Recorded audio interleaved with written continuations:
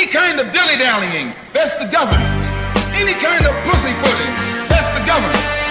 Any kind of act that's designed to delay or deprive you and me right now of getting full rights, that's the government that's responsible. Street consciousness brings to you. First of all, let me tell you why we call it street. Because we are coming live from the street. This is where you'll find a lot of smart individuals at. They are not in the school building. They are not in the churches. We bringing it to you from the street, okay?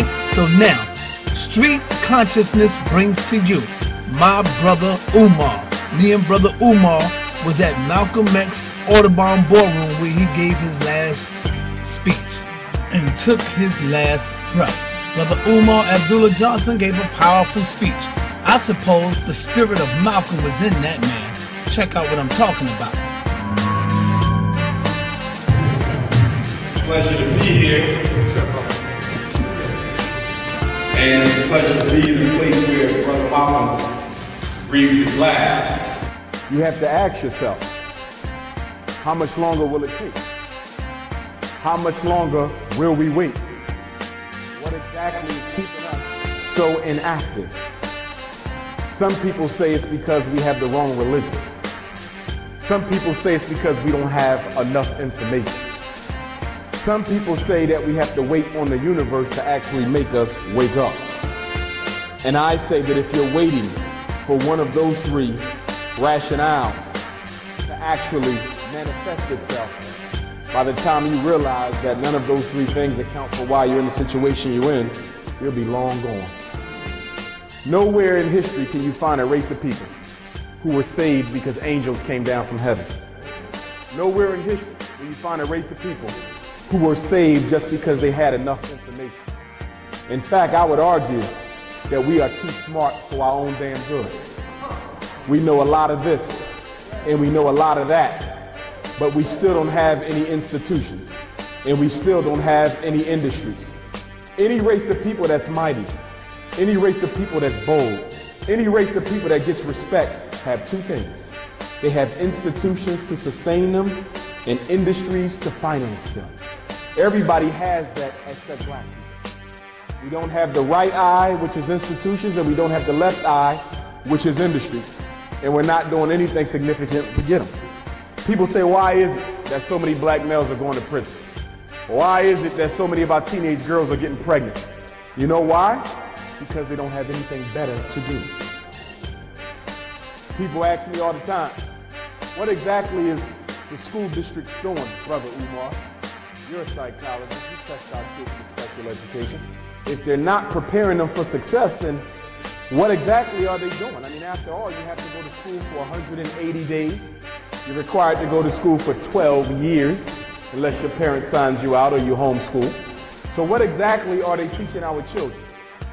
The curriculum for Negro children is real simple, and you can memorize it. It's 3 goals that they have for education of Negro children. 3 things. The curriculum is only 3 lines deep. I'm going to give you the curriculum for every black child in the United States. I don't care if they go to a public school. I don't care if they go to a charter school. I don't care if they go to a private school. I don't care if they go to a parochial school. There's only 3 things that are taught to black children in schools that are not run by black people. The first one is this: white people are in charge, and there's absolutely nothing you or anybody who looks like you can do about it. Most black children know this by the time they finish the 4th grade. I'm dead serious. I work in the schools. I'm dead serious. By the time your baby finishes 4th grade, they know, or at least they believe, that white people run this world, they run this state, they run this country, they run media, they run groceries, they run Wall Street, they run everything. But even more dangerously, they're taught that there's nothing anybody like them can do about it. That's the first thing they're taught by the time you're done the 4th grade. By the time you're done the 8th grade, you've been taught that if you are black in America, you have been given a privilege by white people to live that can be taken from you at any time white people decide. I'm going to say that again. By the time a black child finishes 8th grade, public school, charter school, private school, or parochial school, they know, or at least they have been taught to believe, that you breathing is a privilege that Europeans have given you that they can revoke anytime they feel like it. That's right. That's middle school curriculum. What is senior high school curriculum? By the time you graduate from the 12th grade, the curriculum is this. You can either identify with your oppressor or die prematurely. Before they leave 12th grade, they got a decision they got to make. Either I'm going to live the rest of my life as a bourgeois. Either I'm going to live the rest of my life as a bourgeois, being an apologist for white supremacy, or I'm going to risk my life trying to help my own people. That's the curriculum. You don't need to go on the internet. You don't need to contact the State Department of Education. That's the curriculum. That is 3 tracks for black children in public education. We always hear about tracking. They say, well, they track the smart kids and they track the dumb kids. For white kids, that's what they do. For black kids, they don't do that. There's 3 tracks. There's the prison track, there's the poverty track, and there's the house Negro track. 85% of all black girls in public school, charter school, private school, and parochial school who are of Negro stock, 85% of them will be pushed through the poverty track. If you're a boy, 85% of the black young men will be pushed through the prison track. And the remaining 15% will be given a special education. That special education prepares them to serve white people.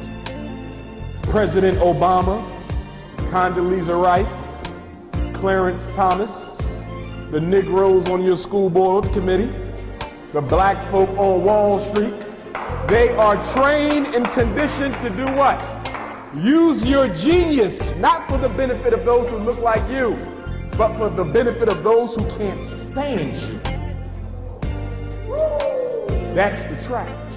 So then you ask yourself, why is it that black people don't have their own schools yet? Nobody's stopping it. A private school is the easiest thing to build. All you do is get a building, fill out some paperwork, and they all yours.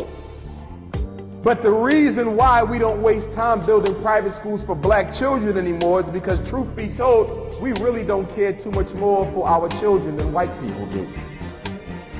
I know because I work in the schools. Some of the schools I work in got 3,000 students in them. That's 6,000 African parents.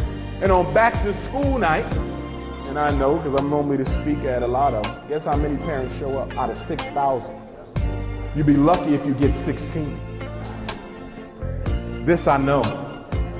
And then we got to talk about special education because unfortunately, some of us as black parents are using our children as stock so we can get a Social Security supplemental check. What exactly is special education? First thing you need to know that special education ain't special at all. It just provides a special group of kids for prison, and provides a special group of kids for the corner, and provides a special group of girls for a life of promiscuity.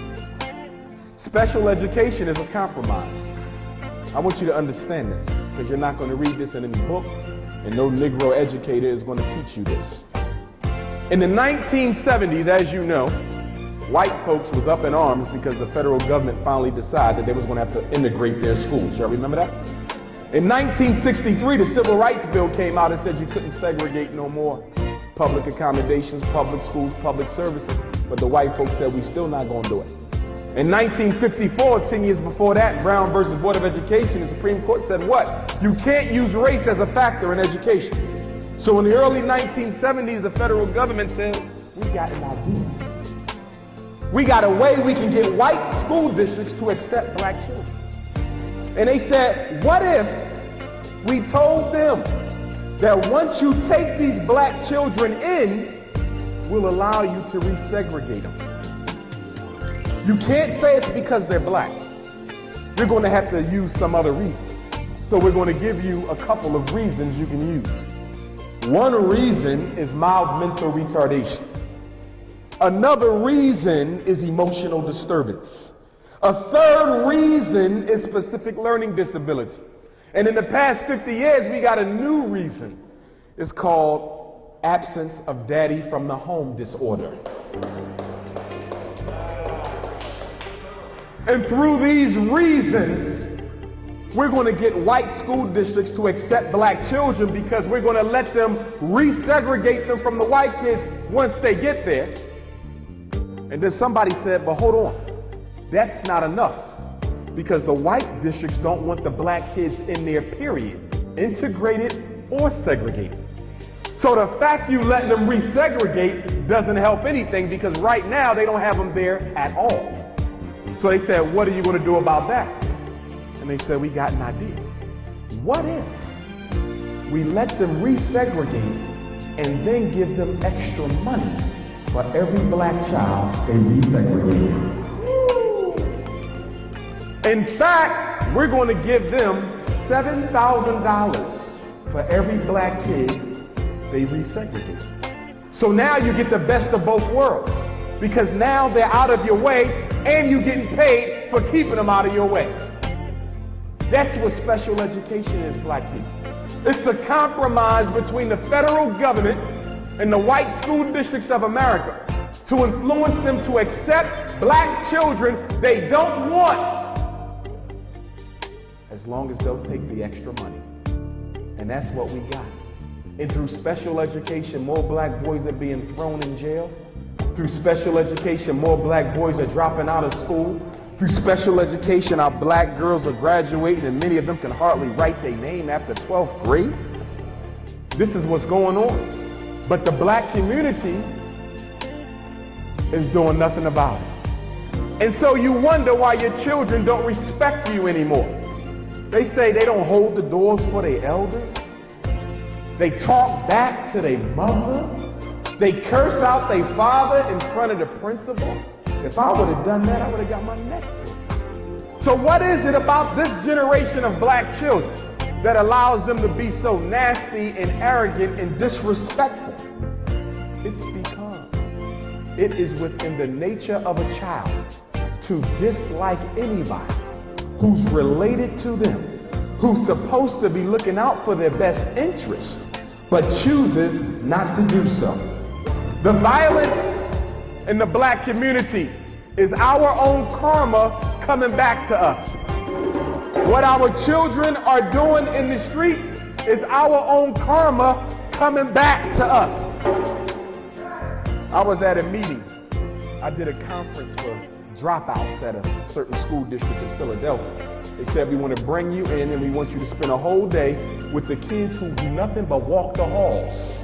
They said, you're a psychologist. We're going to give you all the hall walkers in this high school for one day. And we need you to come up with a program, Mr. Johnson, that we can use to make them go to class. This was last year.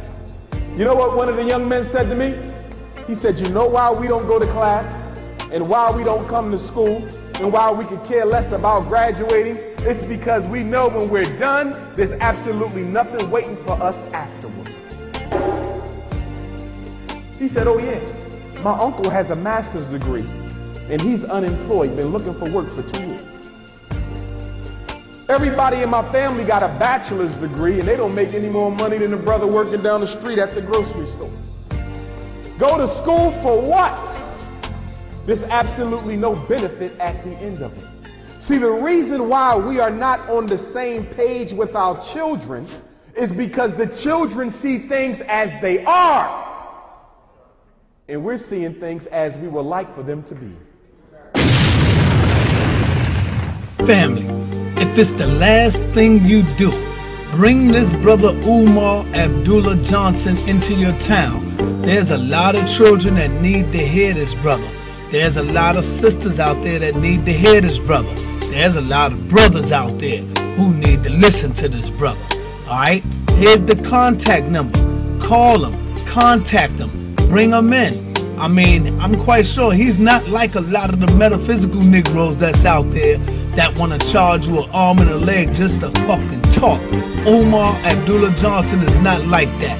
He cares about his people, and this is why he do the things that he do. He would go anywhere.